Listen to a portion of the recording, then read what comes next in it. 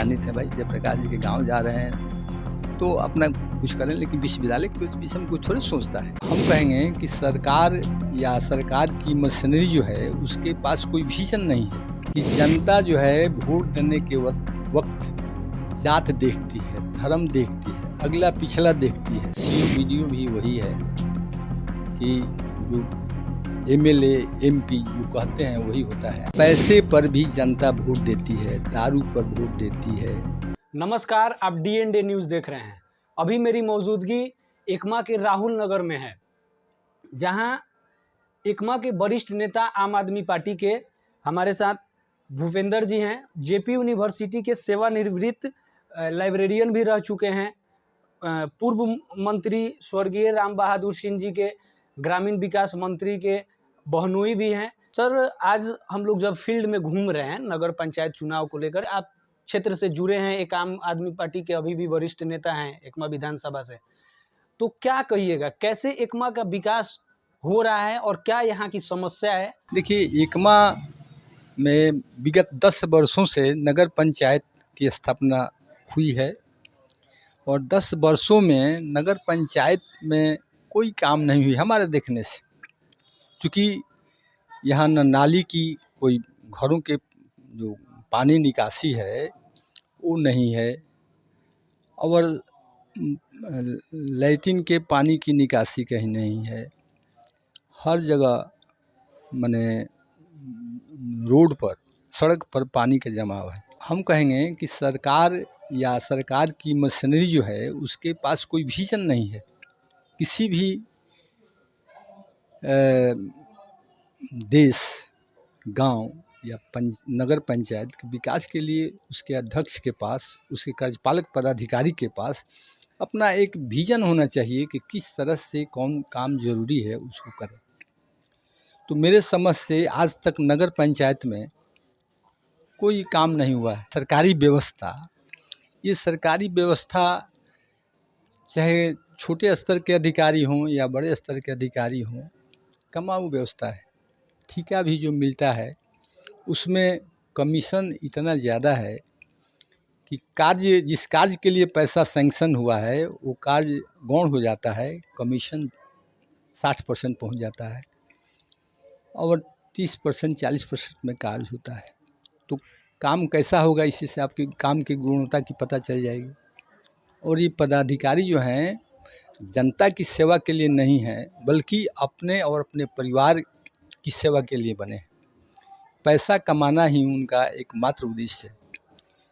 प्रजातंत्र में जनता जो है मालिक होती है, लेकिन जनता जो है ब्लॉक में जाती है तो सीओ वीडियो उसको स्थान नहीं देते हैं। जिनकी पहुंच है ब्लॉक में उन्हीं की बात सुनते हैं और पैसे पर सारे कार्य होते हैं। और हॉस्पिटल की एकमा में अस्पताल में एक दिन चला गया, वहाँ पर कोई MBBS डॉक्टर नहीं था, जबकि एकमा में 8 MBBS डॉक्टरों की नियुक्ति हुई है, 9 आयुष डॉक्टर हैं। यहाँ पर बिल्डिंग वगैरह भी अच्छा बना है, लेकिन डॉक्टर नदारत रहते हैं। मैं उस समय छपरा CS के पास फ़ोन किया कि CS साहब, आपके हॉस्पिटल में एकमा अस्पताल में कोई भी MBBS डॉक्टर मौजूद नहीं है। हमको दबाने के लिए दूसरे जगह से फ़ोन भी कराया गया, लेकिन हम चाहते हैं कि डॉक्टर लोग यहाँ रहें। यहाँ के गरीब लोग हैं, उनको इलाज नहीं मिलता है। आयुष डॉक्टर हॉस्पिटल में, एकमा अस्पताल में आयुष डॉक्टर ही बैठते हैं और वही इलाज करते हैं, और दवा भी रोगी को नहीं दी जाती है। यहाँ तक कि एक ग्लव्स अगर किसी को लाना रहता है तो वो बोलता है लोग कि बाहर से जाके लाइए। तो उससे क्या फ़ायदा? लोग जो सक्षम है वो प्राइवेट में जा रहे हैं, इसीलिए तो निजीकरण हो रहा है। इसका सबसे बड़ा उदाहरण तो यही है ना। देखिए, ये जो है माने सरकारी डॉक्टर जो हैं अपनी ड्यूटी करते ही नहीं हैं। मैं पूछता हूँ माने आज भी कि कोई माने CS साहब हों चाहे हेल्थ मिनिस्टर हों, ये एकमा में कौन कौन डॉक्टर का क्या माने कहाँ अथी है, आवास है, हमको बता दें तो हम जानेंगे कि CS साहब चाहे हेल्थ मंत्री जी कि माने सरकार अच्छी तरह से काम करे। कोई एकमा में आवासीय डॉक्टर यहाँ पर है 8 आदमी, तो उसका आवासीय पता होना होना चाहिए, चाहिए। लेकिन नहीं है, रहते ही नहीं, आते ही नहीं हैं और उन पर कोई कार्रवाई भी नहीं होती है और अफसर तो मनमानी करते हैं। हमको दबाने के लिए उस दिन 1 घंटा बहस हुई हॉस्पिटल में। सीओ बीडीओ भी वही है कि जो एमएलए एमपी जो कहते हैं वही होता है, आम पब्लिक की बात नहीं सुनी जाती है। कृषि के क्षेत्र में भी किसानों को जो सुविधाएं मिलनी चाहिए वो ऊपर से आता है और ब्लॉक से, जिनकी ब्लॉक में पहुंच है, हम अथी नहीं कहेंगे, दलाल नहीं कहेंगे, लेकिन ब्लॉक में जिनकी पहुंच है उन्हीं को मिल जाता है। मैं एक बार खुद सीओ साहब के गया, मेरा जो घर है राहुल नगर में वो रजिस्ट्री हो गया है, दाखिल खारिज हो गया है, मेरे नाम पर है, और लेकिन वो ऑनलाइन उसको नहीं दिखा रहा है। मैं सीओ साहब से कहा तो सीओ साहब ने करके परिमार्जन करा के लाइए। मैं परिमार्जन नहीं समझता था, मैं गया परिमार्जन करा के लाया, दिया तो कोई कार्रवाई नहीं हुई। उसके बाद मैंने दाखिल खारिज का भी कागजात मांगे, कागज भी दिए, लेकिन कोई नहीं हुई। परिमार्जन बाद में सीओ कहते हैं, कई बार मैं गया तो सीओ साहब कहते हैं कि परिमार्जन की तो इसमें ज़रूरतें नहीं है। पहले वही बोली कि परिमार्जन करा के लाइए। मैं परिमार्जन करा के ले गया तो कहते हैं कि परिमार्जन की इसमें तो कोई जरूरत नहीं है। मैं अपना रसीद भी जो कटाया हूँ दाखिल खारिज के बाद कई वर्षों का, वो भी से दिखाया, लेकिन उन पर कोई अंतर नहीं हुआ। कहते हैं कि हो जाएगा। इसका मतलब है कि सर्किल इंस्पेक्टर या कर्मचारी, सबको पैसा चाहिए तब होगा। कहता है कि कर्मचारी कहता है कि पन्ना न फट गया है, पन्ना फट गया तो हम ही दोषी हैं। तो एकमा में इस तरह से लगातार सीओ के पास जाइए वही हाल है, कर्मचारी के पास जाइए बोलता है कि दाखिल खारिज के लिए 2000। एक वीडियो सर वायरल हुआ था, आज तक सीओ मैडम को बोला गया लेकिन आज तक कोई उस पर कार्रवाई नहीं हुआ। तो किस तरह से एकमा का आगे विकास होगा? लगातार चुनाव के लिए लोग वादे कर रहे हैं, यानी ये कहना उचित है कि 5 दिन वोट मांगने वो लोग आते हैं और जब उनका काम हो गया तो 5 साल हम लोग जनता वहाँ पब्लिक जाती है, दौड़ लगाती है, चप्पल घिस, लेकिन उनका काम नहीं होता है। देखिए, सारी दोष जो है जनता की है, बुरा मत मानिएगा। मैं स्पष्ट कहता हूँ कि जनता जो है वोट देने के वक्त जात देखती है, धर्म देखती है, अगला पिछला देखती है, और पैसे पर भी जनता वोट देती है, दारू पर वोट देती है, मांस मदिरा दिया जाता है उस पर वोट देती है। तो कैसे लोग काम करेंगे? लाख रुपया, मैं आपसे स्पष्ट करता हूँ, बहुत से लोग हमारे संपर्क में हैं, कई पंचायतों में मुखिया लोग जो हैं कह रहे थे कि हमारा 82 लाख रुपया खर्चा हुआ, 85 लाख रुपया खर्चा हुआ।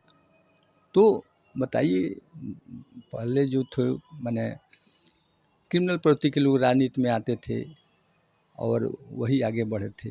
इधर जो है नया ट्रेंड शुरू हुआ है कि केवल धनपति ही कोई जनप्रतिनिधि हो सकता है, दूसरा कोई नहीं हो सकता है। तो काम कहाँ से होगा? जनता तो पैसा लेकर वोट देती है, तो काम कहाँ से होगा? जनता को वोट देने के पहले स्वयं को स्वार्थी बनना पड़ेगा कि हम जो वोट दे रहे हैं योग्य व्यक्ति को दे रहे हैं, ईमानदार व्यक्ति को दे रहे हैं, कर्मठ व्यक्ति को दे रहे हैं, न अपनी जात को दे रहे हैं। उसमें जात को छोड़ना पड़ेगा, अपना धर्म का कोई है उसमें छोड़ना पड़ेगा, अगला पिछला कोई है तो उसमें छोड़ना पड़ेगा। यानी आज की सामाजिक जो बुराई है, राजनीतिक बुराई, इस सबसे हट करके जो इतर ईमानदार हो, काम करने वाला हो, चाहे किसी भी जाति का हो, उसको वोट देना चाहिए, तब वो जाके काम करेगा। जब हम पैसा लेकर के वोट देते हैं तो काम की अपेक्षा कैसे कर सकते हैं? तो काम कराने के लिए जनता को पहले अपने में सुधार करना पड़ेगा। क्या है कि जो भी अब तो व्यवसाय हो गया है राजनीति, इस देश में पैसा कमाने का जनप्रतिनिधि से अच्छा कोई साधन नहीं है। कोई आईएएस बनता है, आईपीएस बनता है, चाहे नौकरी करता है तो पढ़ना पड़ता है, मेहनत करना पड़ता है, लेकिन जनप्रतिनिधि होने के लिए कोई योग्यता नहीं है। सेवानिवृत्त होने के बाद राजनीतिक में क्यों आना चाहते हैं और क्यों आए हैं आप यहाँ से एकमा विधानसभा से? देखिए, मेरे परिवार का माने राजनीतिक पृष्ठभूमि रही है। मेरे घर में 2 स्वतंत्रता सेनानी थे, मैं उस कहानी को उस समय तो मेरा हम लोग का जन्म नहीं हुआ था, आज़ाद होने के बाद जन्म हुआ है। तो अंग्रेज़ों द्वारा कितना अत्याचार किया गया मेरे घर के माने लोगों पर, और मेरे घर के लोगों पर कितना अत्याचार किया गया, गांव के लोगों पर अत्याचार किया गया। लेकिन हमारे चाचा जी परमात्मा सिंह, स्वर्गीय परमात्मा सिंह स्वतंत्रता सेनानी थे, वो विरोध करते रहे। बाद में गोपालगंज के नज़दीक उनको मैंने पकड़ा गया, बहुत दिनों तक जेल में रहे। एक मेरे भाई थे कपिल देव सिंह जी, वो भी स्वतंत्रता सेनानी थे। तो मेरे चाचा जी 1952 के विधानसभा चुनाव में पंडित गिरीश तिवारी के विरोध में लड़े, मात्र 125 वोटों से हारे थे। 57 में भी लगे, ज़्यादा वोटों से हारे। उसके बाद राम बहादुर सिंह को राजनीति में लाने का श्रेय उन्हीं को है। हम लोग बच्चे थे तो राम बहादुर बाबू हमारे घर जाते थे, मेंबर बनाने के लिए रसीद उनसे लेते थे। तो मैंने ये राजनीति के विषय में हम लोग देख करके करते थे। बाद में मेरा संबंध हुआ राम बहादुर सिंह से, मेरे घर का बड़ा मेरे चाचा के चलते बहुत पुराना संबंध था। बात वो संबंध में परिवर्तित हो गया। मेरे पिताजी भी आजीवन, जब से पंचायती व्यवस्था शुरू हुई, निर्विरोध सरपंच रहे। बाद में मुखिया का भी चुनाव लड़े, जीते। तो हमारी पृष्ठभूमि जो है राजनीतिक हमेशा रही है, समाज सेवा करने की रही है। और जब मैं रिटायर किया, अवकाश प्राप्त किया, तो एक दिन टीवी देख रहा था, तो मैं देखा कि अनुराधा प्रसाद के अदालत में केजरीवाल जी थे। तो मेरे दिमाग में केजरीवाल के जी के जवाब सुनकर मैं बहुत संतुष्ट हुआ, हमको अच्छा लगा। उसी समय मैं अपने बच्चे से, छोटे बेटे को बोला, दिल्ली रहता है, जो हमको आम आदमी पार्टी के सदस्य बनाओ। तो वो कहता है इस पार्टी में क्या जाएगी, इसमें कुछ दम है। हमको छोड़ो ना भाई, तुम राजनीति हमको मन सिखाओ, तुम जहाँ मन करते हो तुम लोग ढूंढते, हम नहीं कहते हैं, लेकिन मैं कहता हूँ कि हम इसी पार्टी का मेंबर बनेंगे। तो वोटर पिक नंबर मांगा, मैं दिया। उसी रात को मैं आम आदमी पार्टी का सदस्य बन गया। उस समय से 2013 से मैं पार्टी का सदस्य हूँ। और राजनीति तो मेरे खून में है, समाजवादी विचारधारा जो है रग रग में प्रवाहित है।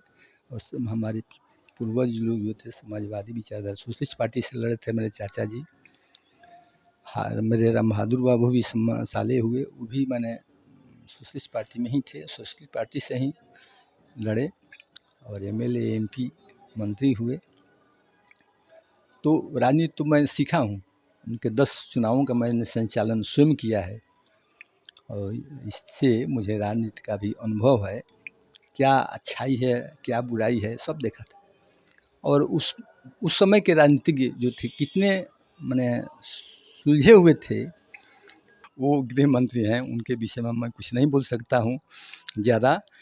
और जयप्रकाश यूनिवर्सिटी को क्या देंगे, तो उनको सोचना चाहिए कि जयप्रकाश बाबू के गांव में जा रहे हैं, तो गांव में जो जा रहे हैं तो उसके बदले जयप्रकाश विश्वविद्यालय में उनको जाना चाहिए। उसकी कमी है, उसको दूर करने के क्या क्या कमी है, छात्रों से, शिक्षकों से, पदाधिकारियों से पूछना चाहिए और उसके निराकरण करना चाहिए। और जयप्रकाश बाबू के नाम पर उसका लाभ लेने के लिए आ रहे हैं, तो जयप्रकाश विश्वविद्यालय के विषय में सोचना चाहिए कि कैसे मैंने देश का एक नंबर इसको विश्वविद्यालय बनाया जाए, पठन पाठन ठीक रहे, परीक्षाएं समय पर हो, इसके लिए व्यवस्था करें, इस पर सोचना चाहिए। जयप्रकाश वोट की राजनीति है भाई, जयप्रकाश जी के गाँव जा रहे हैं तो अपना कुछ करें, लेकिन विश्वविद्यालय के विषय में कोई थोड़े सोचता है।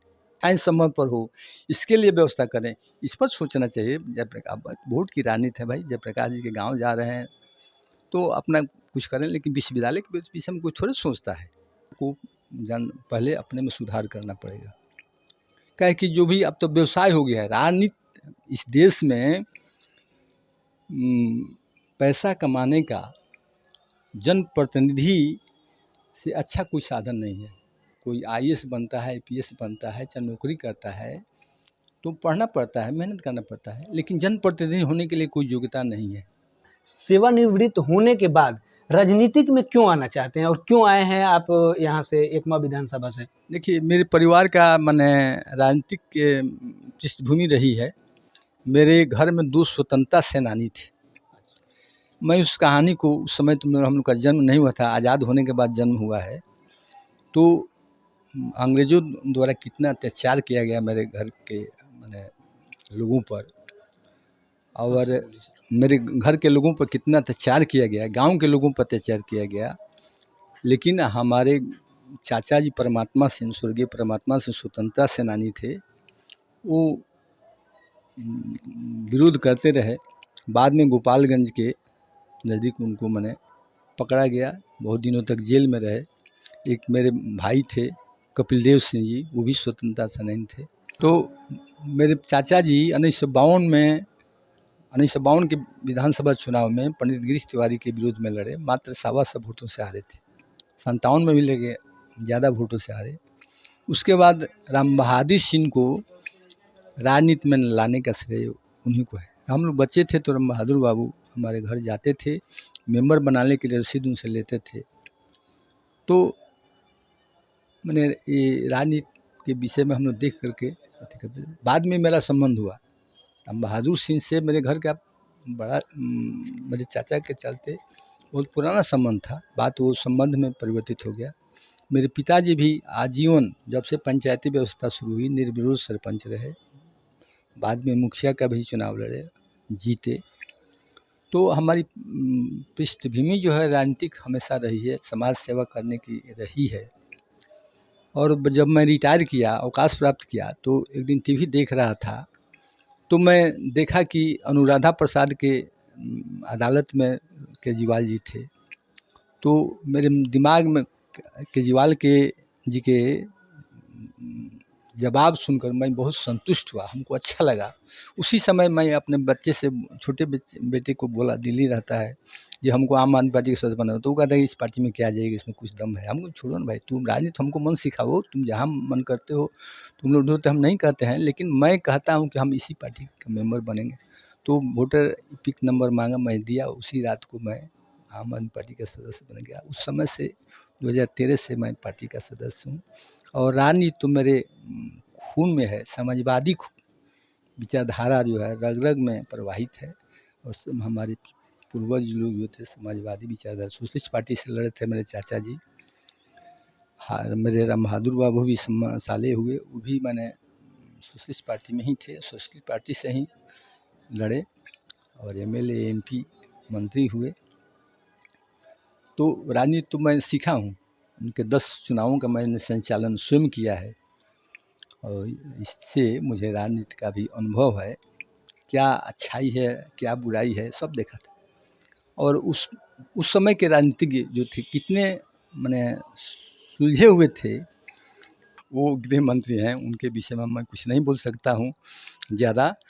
और जयप्रकाश यूनिवर्सिटी को क्या देंगे, तो उनको सोचना चाहिए कि जयप्रकाश बाबू के गांव में जा रहे हैं, तो गांव में जो जा रहे हैं तो उसके बदले जयप्रकाश विश्वविद्यालय में उनको जाना चाहिए। उसकी कमी है, उसको दूर करने के क्या क्या कमी है, छात्रों से, शिक्षकों से, पदाधिकारियों से पूछना चाहिए और उसके निराकरण करना चाहिए। और जयप्रकाश बाबू के नाम पर उसका लाभ लेने के लिए आ रहे हैं, तो जयप्रकाश विश्वविद्यालय के विषय में सोचना चाहिए कि कैसे मैंने देश का एक नंबर इसको विश्वविद्यालय बनाया जाए, पठन पाठन ठीक रहे, परीक्षाएं समय पर हो, इसके लिए व्यवस्था करें, इस पर सोचना चाहिए। जयप्रकाश वोट की राजनीति है भाई, जयप्रकाश जी के गाँव जा रहे हैं तो अपना कुछ करें, लेकिन विश्वविद्यालय के विषय में कोई थोड़े सोचता है। टाइम समय पर हो, इसके लिए व्यवस्था करें, इस पर सोचना चाहिए। जयप्रकाश वोट की राजनीति है भाई, जयप्रकाश जी के गांव जा रहे हैं तो अपना कुछ करें, लेकिन विश्वविद्यालय के विषय में कोई थोड़े सोचता है। हमारे YouTube चैनल को सब्सक्राइब और Facebook पेज को लाइक करना ना भूलें। धन्यवाद।